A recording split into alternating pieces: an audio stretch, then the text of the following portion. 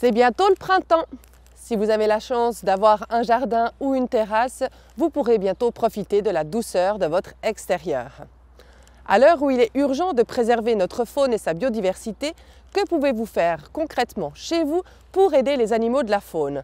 La SVPA fait le tour de la question pour vous.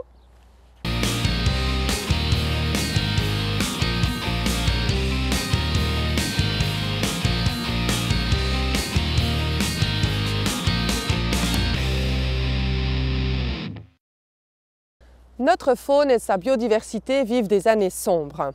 Lorsque nous évoquons la protection des animaux, rares sont les personnes qui pensent aux petits animaux tels que les insectes, les reptiles ou encore les petits mammifères. Et pourtant, ils sont essentiels à l'équilibre fragile de notre biodiversité aujourd'hui menacée. Si vous avez la chance de posséder un jardin ou même une terrasse ou un balcon au beau milieu d'une ville, vous pouvez aider concrètement les animaux de la faune et favoriser la biodiversité. Voici quelques trucs et astuces pour aménager votre extérieur tout en protégeant les animaux.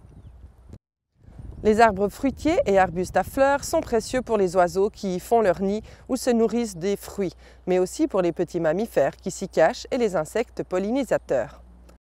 Les rangées de haies d'une seule et même espèce, comme par exemple les rangées de thuyas, sont certes commodes mais ne permettent qu'à certaines espèces d'en profiter.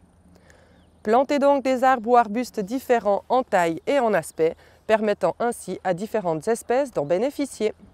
Par exemple, les arbustes avec des épines sont certes moins sympathiques pour nous, mais sont très appréciés par certains oiseaux qui, grâce justement à ces épines, sont du coup protégés de certains prédateurs tels que les chats. Nos jardins et terrasses sont souvent structurés et gazonnés. Or, le gazon verdoyant n'offre que très peu de possibilités aux animaux de la faune. Laissez donc une parcelle de votre jardin ou de votre terrasse pour le développement d'une prairie naturelle avec des plantes indigènes et diverses qui attirera de nombreux animaux. Attention toutefois à certaines espèces de plantes invasives non indigènes dont il faudrait stopper la prolifération, comme l'ambroisie à feuilles d'armoise, la renouée du Japon ou la berce du Caucase. Renseignez-vous auprès de votre commune ou de votre canton sur les plantes invasives à limiter. Des guides pratiques sont également disponibles sur Internet. Passons maintenant aux fleurs. Le déclin des insectes pollinisateurs inquiète grandement les spécialistes. N'hésitez donc pas à planter des fleurs mellifères, des plantes aromatiques et des petits arbustes avec la mention « Bee Friendly » ou « plantes mellifères », y compris et surtout si vous vivez en ville. À nouveau, préférez la diversité plutôt qu'une rangée en pot d'une seule et même espèce, telle que les géraniums, sur votre balcon. Pensez également à aménager des endroits spécifiques pour accueillir certains animaux ayant des besoins particuliers. Les hérissons, par exemple, adorent les tas de bois morts, les troncs et les feuilles mortes. Les reptiles apprécient particulièrement les rocailles, les murs en pierre et les gabions. Les insectes aiment les vieilles souches de bois et certains ont besoin d'un point d'eau.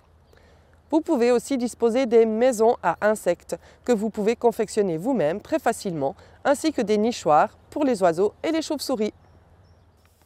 L'utilisation de pesticides et insecticides doit être limitée au strict minimum. Préférez des produits naturels, non dangereux pour les animaux et aménagez votre jardin avec des plantes qui se protègent mutuellement, ce qui limite, pour une partie en tout cas, le développement des maladies. Si vous avez la chance d'avoir un jardin potager, renseignez-vous sur les principes de la permaculture, qui vous permettront de créer des interactions saines entre les plantes et les animaux, tout en limitant l'utilisation des produits chimiques.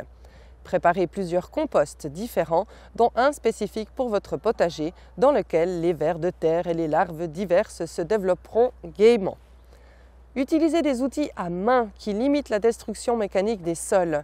Travaillez doucement la terre et prenez le temps de contrôler qu'un animal ne se cache pas dans vos broussailles ou haies lorsque vous les coupez.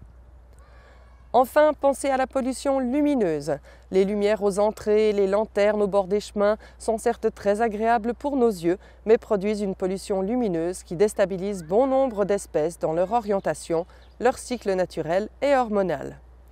Limitez donc les lumières aux entrées et éteignez tout dès que vous êtes couché. Pour résumer, privilégiez la diversité à l'unité.